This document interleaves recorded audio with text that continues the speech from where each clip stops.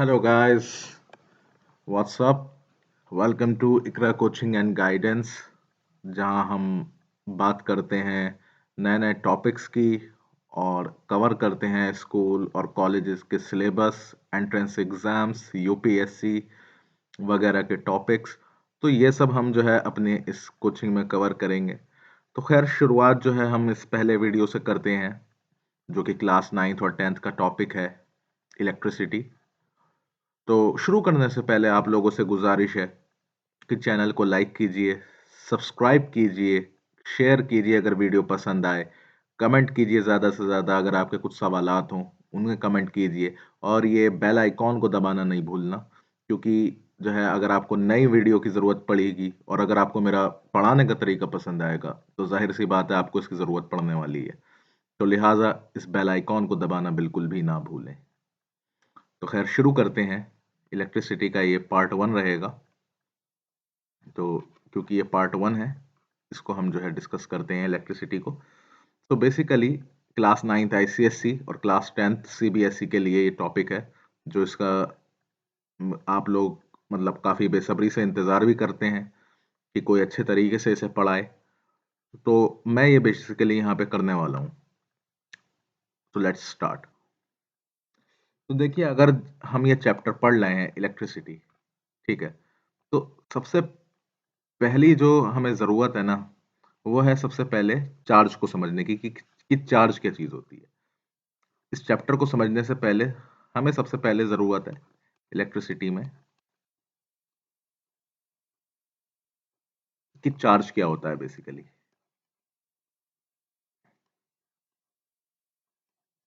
ठीक है, और चार्ज को समझने के लिए हमें जाना पड़ेगा एटॉमिक थ्योरी के अंदर।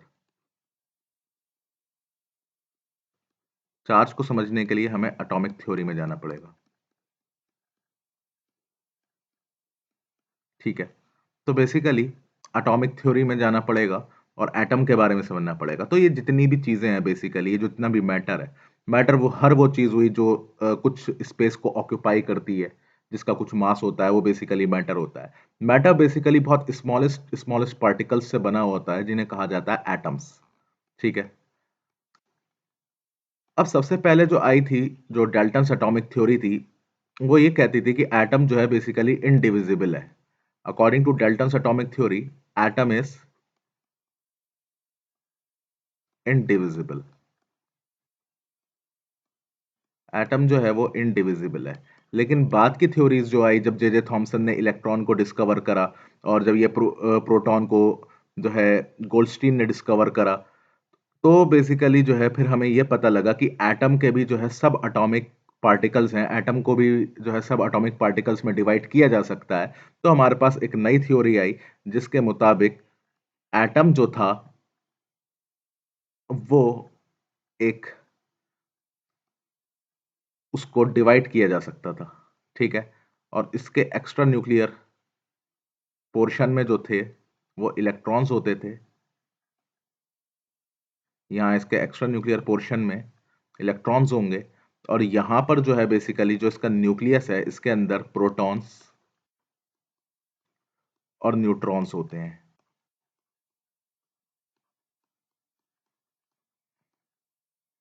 तो प्रोटॉन्स और न्यूट्रॉन्स बेसिकली ये पूरा एक मास नंबर बनाते हैं एटम्स का।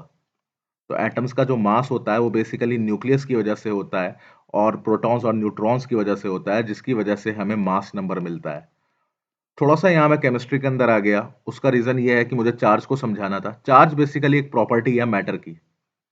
ठीक है, और चार्जेस जो होते हैं बेसिकली दो टाइप्स के होते हैं, जैसे कि हमने आपको पहले बताया कि एटम्स जो हैं उनको डिवाइड किया जा सकता था। तो बेसिकली हमें दो तरीके के चार्जेस मिले, एक हो गया पॉजिटिव चार्ज और एक हो गया जो है हमारा नेगेटिव चार्ज। तो हम पॉजिटिव और नेगेटिव चार्जेस को जो है डिस्कस कर लेते हैं। तो बेसिकली अगर मैं पॉजिटिव चार्ज की बात कर रहा हूँ तो चार्जेस जो हैं वो दो टाइप के हो गए।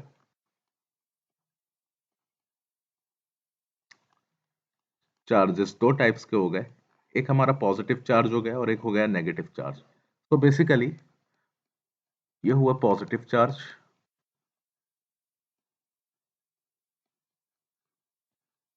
और ये हो गया नेगेटिव चार्ज। इस नेगेटिव चार्ज को हम कहते हैं इलेक्ट्रॉन्स। इन नेगेटिव चार्जेस को हम कहेंगे इलेक्ट्रॉन्स। और जो ये बेसिकली हमारे पास पॉजिटिव चार्जेस हैं, इनको जो है या तो हम कहेंगे प्रोटॉन्स, या थोड़ा और बड़े लेवल पर अगर आ जाएं तो इन्हें कहेंगे होल्स। ठीक है। सो बेसिकली जो प्रोटॉन्स होते हैं या पॉजिटिव चार्जेस कहेंगे हम इन्हें, जो प्रोटॉन्स होते हैं या जो होल्स होते हैं वो बेसिकली पॉजिटिव होते हैं। ठीक है।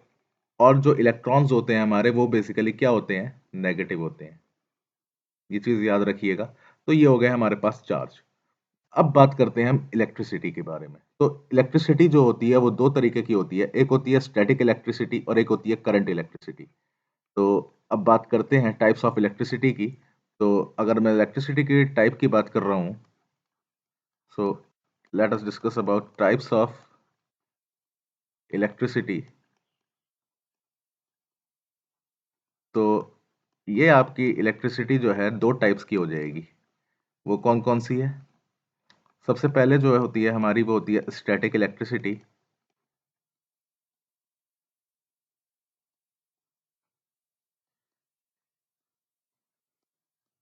और दूसरी होती है हमारी करंट इलेक्ट्रिसिटी।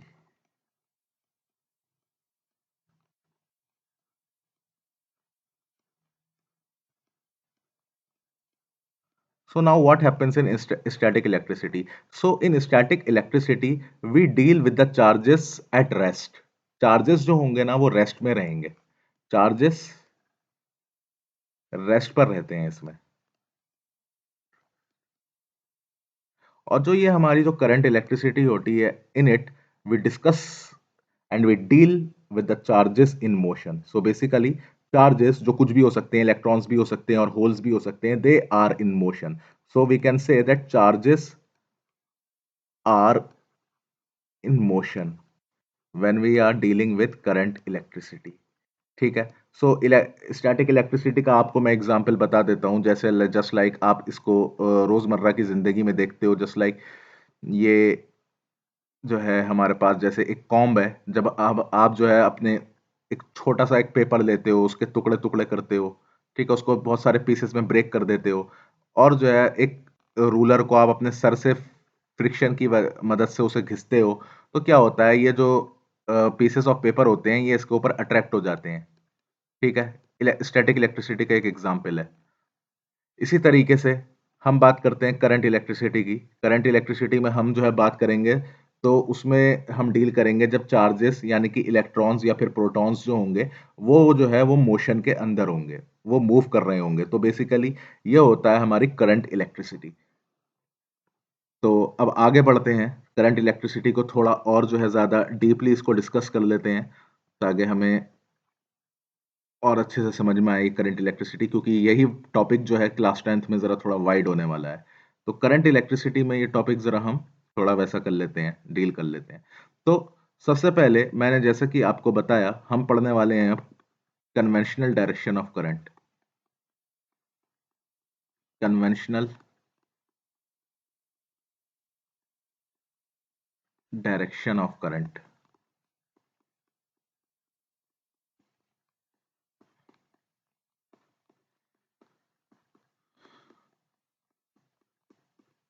तो basically conventional direction of current से मुराद ये है कि अभी हमने बात करी कि जो करंट आती है, जो ये इलेक्ट्रिक करंट जो आती है, बेसिकली करंट इलेक्ट्रिसिटी की जब हम बात कर रहे थे, तो वो होती है चार्जेस की वजह से। चार्जेस उसके पीछे मेन सोर्स होते हैं, मेन फैक्टर होते हैं जिसकी वजह से करंट आती है।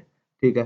तो करंट या तो बेसिकली इलेक्ट्रॉन्स की वजह से आएगी, अगर मैं बात करूं, या तो उसके पीछे इलेक्ट्रॉन्स होंगे मेन फैक्टर, या तो उसके पीछे इलेक्ट्रॉन्स होंगे जिनकी वजह से करंट आएगी। ठीक है। या फिर जो है होल्स होंगे। सो अब ये होल्स जो हैं ये पॉजिटिव यानी प्रोटॉन्स होते हैं एक तरीके से। तो अब इनकी डायरेक्शन के बारे में हम बात कर लेते हैं। वो डायरेक्शन क्या है? डायरेक्शन के बारे में अगर मैं बात करूं, तो इलेक्ट्रॉन्स जिस डायरेक्शन में चलेंगे, जिस डायरेक्शन में इलेक्ट्रॉन्स चलेंगे, उसके अपोजिट डायरेक्शन में जो है वो करंट आएगी। ये चीज आप याद रखें। उसके अपोजिट डायरेक्शन में करंट आने वाली है। ठीक है, उम्मीद करता हूं ये चीज क्लियर हो गई होगी। और जिस डायरेक्शन में होल्स चलेंगे, होल्स मान लीजिए आपके इस डायरेक्शन में चल रहे हैं, ठीक है, तो इसी डायरेक्शन में जो है आपकी करंट आने वाली है। So what is the conventional direction of current? When I'm talking about the conventional direction of current, it is always opposite to the direction of the electrons. It is always opposite to the direction in which the electrons are moving, whereas it is always along the direction of the holes. ये चीज हमेशा याद रखिएगा। तो ये हो गई हमारी कन्वेंशनल डायरेक्शन ऑफ करंट। सो बहुत इंपॉर्टेंट है और आगे भी जो है काम में आने वाली है ये चीज। तो कन्वेंशनल डायरेक्शन ऑफ करंट जो है ये हो चुकी है। तो अब जरा करंट को थोड़ा और डिटेल के अंदर पढ़ते हैं, और करंट को डिटेल में पढ़ने से पहले और थोड़ा चार्ज को भी डिटेल में पढ़ लेते हैं कि ठीक है। तो चार्ज को बेसिकली जो मैं रिप्रेजेंट करता हूं वो करता हूं क्यू से। क्यू से जो है मैं चार्ज को रिप्रेजेंट करता हूं। और चार्ज की जो यूनिट होती है बेसिकली वो होती है coulomb. So unit of charge, या एसआई यूनिट ऑफ चार्ज बोलूं तो SI unit of charge is coulomb, denoted bye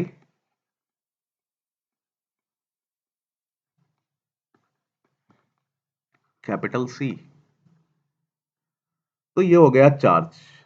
तो अब चार्ज को और थोड़ा डिस्कस करते हैं, जिसमें हम सबसे पहले बात करेंगे प्रॉपर्टीज ऑफ चार्जेस के बारे में कि क्या प्रॉपर्टीज होती हैं चार्ज की। तो हम बात करते हैं प्रॉपर्टीज चार्ज की।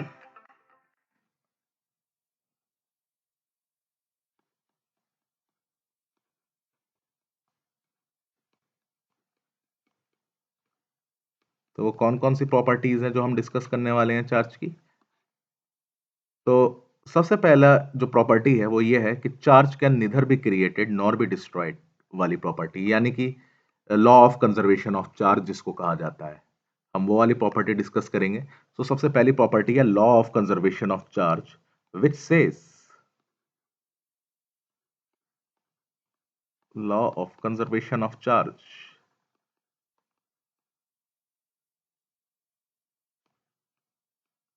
ये क्या कहता है law of conservation of charge. तो ये law of conservation of charge जो है वो ये कहता है कि charge can neither be created nor be destroyed but can be transferred from one object to another object. एक ऑब्जेक्ट से दूसरे ऑब्जेक्ट में ट्रांसफर किया जा सकता है, लेकिन ना तो क्रिएट किया जा सकता है ना डिस्ट्रॉय किया जा सकता है। तो यही जो है बेसिकली जो है law of conservation of charge है। क्या है? Charge can neither be created,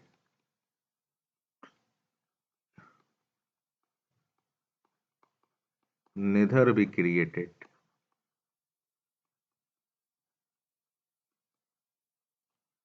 nor be destroyed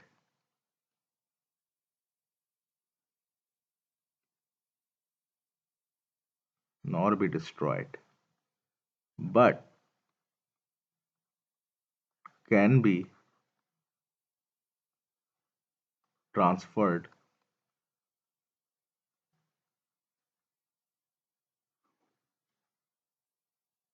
transferred from one object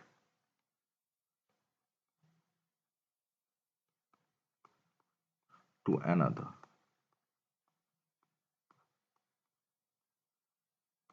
तो ये जो है बेसिकली हमारा हो गया law of conservation of charge, और बहुत इंपॉर्टेंट प्रॉपर्टी है ये हमारी law of conservation of charge की। ठीक है, तो इसको बिल्कुल ध्यान में रखना है, law of conservation of charge को, बहुत इंपॉर्टेंट प्रॉपर्टी है। इसके बाद एक दूसरी बहुत इंपॉर्टेंट प्रॉपर्टी आती है जो हम डिस्कस करने वाले हैं after this law of conservation of charge, and that basically is the quantization of charge. ये प्रॉपर्टी भी बहुत ज़्यादा इंपॉर्टेंट प्रॉपर्टी मानी जाती है, quantization of charge.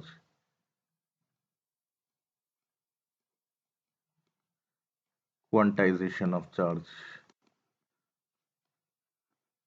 so this is also one of the most important property, quantization of charge, and this property is asked several times in the pre-boards as well, and in the board exams it has also been asked. So what is this quantization of charge? So according to the quantization of charge, the charge that will be transferred from one object to another object will always be in the value of the integer. All right, जितना भी charge transfer होगा basically, वो जो होगा वो क्या होगा, वो इंटीजर के फॉर्म में ट्रांसफर होने वाला है, मतलब होल नंबर के या इंटीजर के फॉर्म में जो है ट्रांसफर होने वाला है। कभी भी जो है ना फ्रैक्शन के तौर पे वो ट्रांसफर नहीं होगा। एग्जाम्पल के तौर पे, जैसे अगर मैं कहूँ कि भाई चार्ज जो है वो एक कूलम चार्ज है बेसिकली हमारे पास, ये ट्रांसफर हो रहा है, ठीक है। ठीक है, या फिर हम एक फॉर्मूला होता है Q equals to N E. तो बेसिकली ये जो एन है ना, ये जितना चार्ज ट्रांसफर हो रहा है, ठीक है, ई की वैल्यू होती है, अगर हम इलेक्ट्रॉन की बात कर रहे हैं तो दैट इज 1.6 इंटू 10⁻⁻19 कूलम। और अगर जो है प्रोटॉन की बात कर रहे हैं या होल्स की बात कर रहे हैं तो वैल्यू सेम रहेगी, बस साइन बदल जाएगा, प्लस 1.6 इंटू 10⁻⁻19 कूलम। तो ये जो हो एन की जो वैल्यू होने वाली है, यानी जितना जो चार्ज जो ट्रांसफर होगा बेसिकली, वो हमेशा जो है इंटीजर की फॉर्म में होगा, यानी एन की वैल्यू कभी भी जो होगी वो फ्रैक्शंस में नहीं होगी या डेसिमल में नहीं होगी, ठीक है, यानी कि 1/3, 2/3 इस तरीके से नहीं होगी, ठीक है। 2/3 तो खैर होता है, क्वार्क्स होते हैं तो 2/3 नहीं लेते हैं। जस्ट लाइक मैं कह सकता हूँ 8/3 चलो ले लेते हैं इसे, क्योंकि एक्सेप्शन भी है एक। तो 1/3, 8/3 इस टाइप से जो है चार्ज जो होगा वो ट्रांसफर नहीं होगा। That is the property known as the quantization of charge. Charge हमेशा जो है इंटीजर्स की फॉर्म में ट्रांसफर होने वाला है, 1, 2, 3, कभी भी फ्रैक्शन में या डेसिमल में ट्रांसफर नहीं होगा, ठीक है। तो ये चीज जो है नोट कर लें आप लोग, आगे की बात करते हैं फिर। तो ये हो गया हमारा क्वांटाइजेशन ऑफ चार्ज। अब बेसिकली इलेक्ट्रिक करंट के बारे में बात कर लेते हैं कि इलेक्ट्रिक करंट क्या है। सो इलेक्ट्रिक करंट के बारे में बात करते हैं। अब इलेक्ट्रिक करंट बहुत इजीली समझ में आएगा, ठीक। तो इलेक्ट्रिक करंट की बात करते हैं।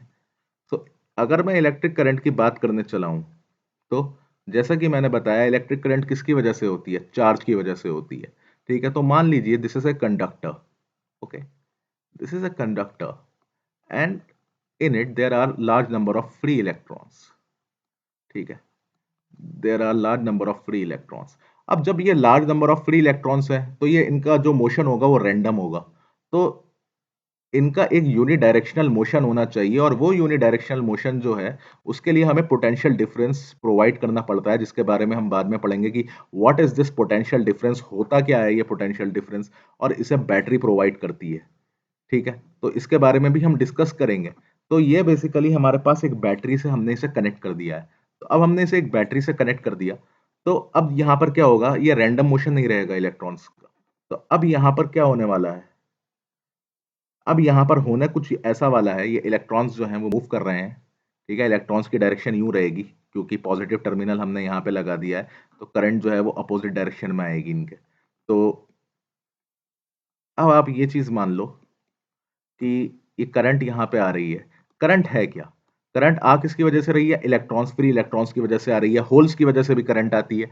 तो बेसिकली हम इलेक्ट्रॉन्स और होल्स के बजाय हम लेंगे चार्ज, चार्ज कहेंगे, ठीक है। तो इलेक्ट्रिसिटी है क्या, इलेक्ट्रिक करंट है क्या।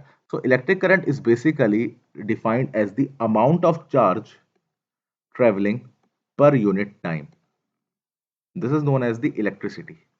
यही इलेक्ट्रिसिटी होता है क्या, कितना चार्ज जो है वो पर यूनिट टाइम ट्रेवल कर रहा है। फॉर्मूले से ही, फिजिक्स की खास बात ये होती है कि फॉर्मूले से ही डेफिनेशन बन जाती है। So the amount of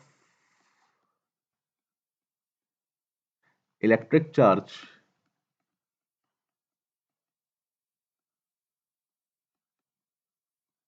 traveling through a conductor, traveling through a conductor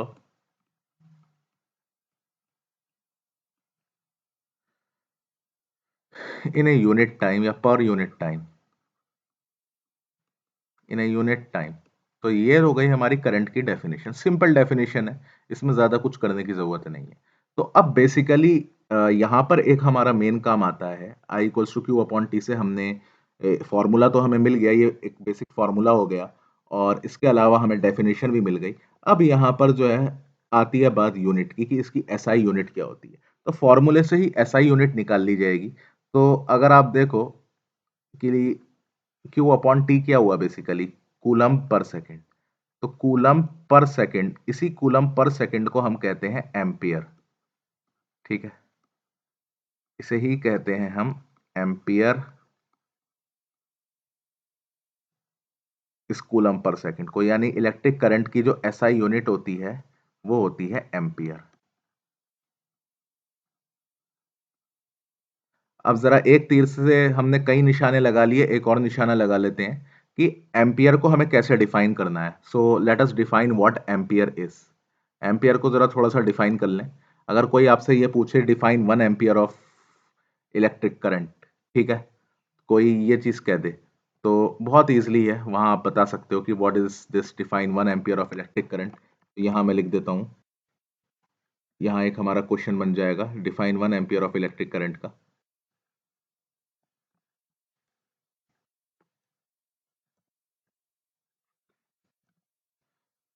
तो बहुत इजी है, यहाँ पर आप ये कर सकते हो, अगर आपको कोई ये कहे कि 1 एम्पियर इलेक्ट्रिक करंट को आप डिफाइन करो, तो 1 एम्पियर इलेक्ट्रिक करंट डिफाइन करना कोई मुश्किल बात नहीं है, आप इजीली उसे डिफाइन कर सकते हो, वो भी फॉर्मूले की मदद से। जहाँ हमने इतने निशाने लगाए हैं एक तीर से, तो एक और निशाना सही।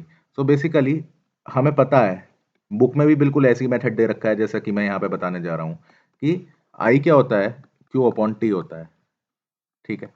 तो एक काम करो, आई को जो है 1 एम्पियर ले लो, क्यू को 1 कूलम ले लो, और टाइम को 1 सेकेंड ले लो, सबकी ऐसा यूनिट ले लो। तो बेसिकली 1 एम्पियर क्या हुआ, 1 एम्पियर हुआ 1 कूलम अपॉन 1 सेकेंड, यानी कि इसी से ही हम क्या बनाने वाले हैं, डेफिनेशन बनाने वाले हैं, ठीक है। So 1 ampere of electric current is defined as the amount of charge flowing through a conductor, ठीक है। बनाओ, इसी से ही डेफिनेशन बनाते हैं कि electric current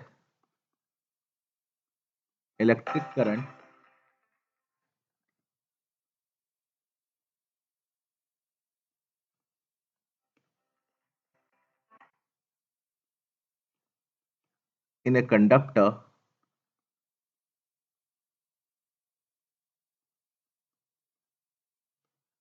is said to be 1 ampere when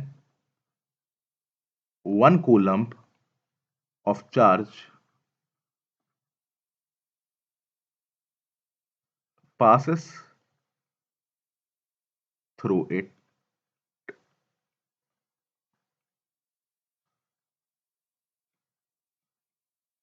in 1 second। तो ये हमारा जो है डेफिनेशन हो गई, ठीक है। तो फिजिक्स में क्या होता है बेसिकली, जब हम फिजिक्स को कंसीडर करते हैं तो उसमें फॉर्मूले से ही यूनिट बन जाती है, उसी से ही डायमेंशंस निकल जाते हैं, उसी से ही डेफिनेशन बन जाती है। तो सब काम जो है बेसिकली वो फॉर्मूले से ही होते हैं ज़्यादातर। तो ये चीज़ याद रखें, कोई ऐसी जो है टफ चीज़ नहीं है ये, इलेक्ट्रिक करंट को डिफाइन करना या 1 कूलम्ब ऑफ चार्ज को डिफाइन करना, क्योंकि बहुत सारी चीज़ें अभी आने वाली हैं जिससे आपको फॉर्मूले से ही जो है डिफाइन करनी पड़ेगी, ठीक है। अब आगे की बात करते हैं, let us talk something else now, let us move to another important topic. ये टॉपिक तो हमारा मुकम्मल हो चुका है, तो जरा कुछ इंपॉर्टेंट सिंबल्स के बारे में बात कर लेते हैं। क्योंकि पोटेंशियल के बारे में मैं अगले पार्ट में आप लोगों को पढ़ाने वाला हूं, that what is electric potential, what is electric potential difference, और जो है इलेक्ट्रिक पोटेंशियल डिफरेंस की क्या नीड है। फिर कुछ हम न्यूमेरिकल्स भी जो है सॉल्व करने वाले हैं। So we will be doing all of this in the next part, ठीक है। अब बात करते हैं हम कुछ इंपॉर्टेंट सिंबल्स की जो आप लोग नोट कर लें। यहाँ पर कुछ सिंबल्स की बात करते हैं, ठीक है। वो सिंबल्स कौन कौन से हैं? तो सबसे पहला सिंबल है ये, बहुत जो है फेमस सिंबल है। इसी तरीके से एक और सिंबल आता है, ये बहुत फेमस है ये भी, वोल्ट मीटर, बहुत फेमस है।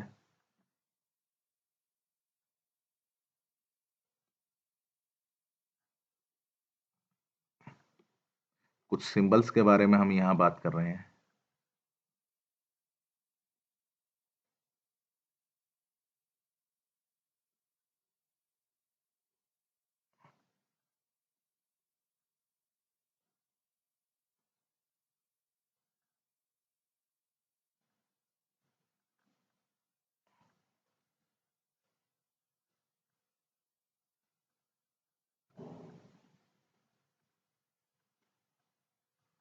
तो यहाँ डिस्कस करते हैं।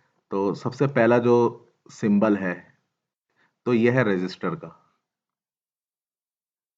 अभी क्या होता है रजिस्टर, क्या होता है रेजिस्टेंस, क्या होता है ओम्स लॉ, सब बताया जाएगा। पहले बस सिंबल्स को याद रखें। यह है रजिस्टर, यह है एमीटर, करंट को मेजर करने के काम में आता है, ठीक है, हमेशा सीरीज में लगता है। यह है वोल्ट मीटर, सीरीज का कॉम्बिनेशन, पैरेलल कॉम्बिनेशन सब मैं अगले पार्ट में लेकर आने वाला हूं, तो डोंट वरी, अभी बस सिंबल्स को याद रखें, ठीक है। थोड़े से सिंबल्स हम यहाँ पर डिस्कस कर रहे हैं। और ये बेसिकली क्या है, ये है सेल। हमेशा एक चीज याद रखें, जो बड़ी वाली लाइन जो होती है ये पॉजिटिव साइन को रिप्रेजेंट करती है, और ये जो छोटी वाली लाइन होती है that it represents the negative sign. This one is battery, this one is resistance box,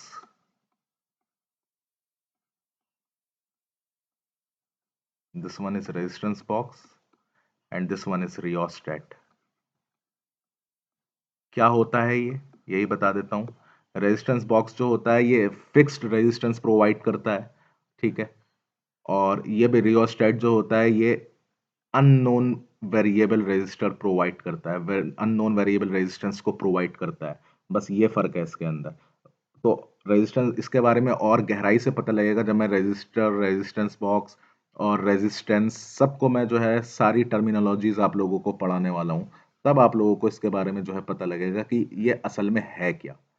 तो ये हमारे पास हो चुका है। इसी तरीके से एक बहुत इंपॉर्टेंट सिंबल है जो हमने अभी तक डिस्कस नहीं करा, दैट इज गैल्वेनोमीटर। इसको रिप्रेजेंट करा जाता है इस तरीके से, use to represent the direction of current, use to represent the flow of current, use to detect the flow of current, ठीक है। ये हो गया हमारा गैल्वेनोमीटर। तो register, ammeter, volt meter, cell, battery, resistance box, rheostat, और ये हमारे पास जो है ये चीज क्या है, ये है गैल्वेनोमीटर। तो इसके बारे में हम लिखते हैं गैल्वेनोमीटर।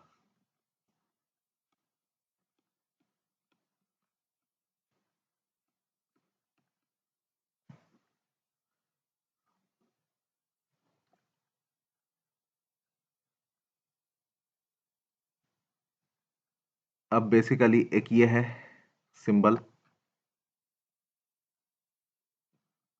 जिसको हम ओपन की कहते हैं, और इसको हम कहेंगे क्लोज्ड की। यहाँ पर डॉट लग जाएगा, ये हो गई क्लोज्ड की, ओपन की और ये क्लोज्ड की। अगर की ओपन है कल करंट फ्लो नहीं करेगा, ये ओपन की, ये क्लोज्ड की क्लोज्ड है, करंट फ्लो करेगा। सो ये कुछ सिंबल्स हैं, इनको आप लोग याद रखें। तो आज के लिए इतना ही है। नेक्स्ट वीडियो में मैं सेकंड पार्ट लाऊंगा, इंशाल्लाह आप लोगों को पसंद आएगा वो भी सेकंड पार्ट, और उम्मीद करता हूँ आपको ये भी ज़रूर पसंद आया होगा। तो आज जैसे कि हम लोगों ने क्या क्या बात करी उसके बारे में बात कर लेते हैं। हम लोगों ने आज जो है बात करी करंट के बारे में, इलेक्ट्रिसिटी के बारे में, चार्ज के बारे में, चार्ज क्या होते हैं, कितने तरीके के होते हैं, एटॉमिक थ्योरी थोड़ी सी डिस्कस करी। फिर उसके बाद जो है हमने चार्जेस के नेचर के बारे में डिस्कस करा। फिर हमने चार्जेस की प्रॉपर्टीज़ के बारे में डिस्कस करा। इलेक्ट्रिक करंट की डेफिनेशन के बारे में डिस्कस करा। कुछ इंपॉर्टेंट सिंबल्स को हमने यहाँ पर डिस्कस करा। तो उम्मीद करता हूँ आप लोगों को ये वीडियो पसंद आई, और अगर आप लोगों को ये वीडियो पसंद आई है तो मेरे काम को सराहिए, और मेरी इस वीडियो को लाइक कीजिए, शेयर कीजिए, कमेंट कीजिए। अगर कोई कमी रही हो वीडियो के अंदर तो उसे ज़रूर बताइए, क्योंकि बताने में कोई शर्म की बात नहीं है। तो इसे ज़रूर, इसमें अगर आपको कोई सवालात हैं आपके, तो वो भी आप टाइप कर सकते हैं। मैं आपके सवालात अगले वीडियो में इंशाल्लाह ज़रूर लूँगा। इसी तरीके से जो है आप लोग रिवाइज़ करें, बुक से भी पढ़ें और मेरे ये लेक्चर से भी नोट लें। जैसा आपको लगे बेहतर, आप इसे ठीक से समझें, और मेरे चैनल को सब्सक्राइब ज़रूर करते जाएँ। शुक्रिया। जज़ाकल्लाह खैर। और बेल आइकॉन दबाना ना भूलें। अगर मेरा पढ़ाने का तरीका आप लोगों को पसंद आया है तो अगली वीडियो आने के लिए भी, उसकी नोटिफिकेशन लाने के लिए भी आप लोगों को बेल आइकॉन को दबाना बहुत ज़्यादा ज़रूरी है। और जब आप बेल आइकॉन को दबाएंगे तो एक ऑल का सिंबल आएगा, तो उससे सारी नोटिफिकेशंस आप लोगों के पास आ जाएंगी। तो वो ऑल का जो है बटन भी दबा दीजिएगा। ठीक है, तो हम फिर मिलते हैं अगली वीडियो में। तब तक के लिए शब्बा खैर।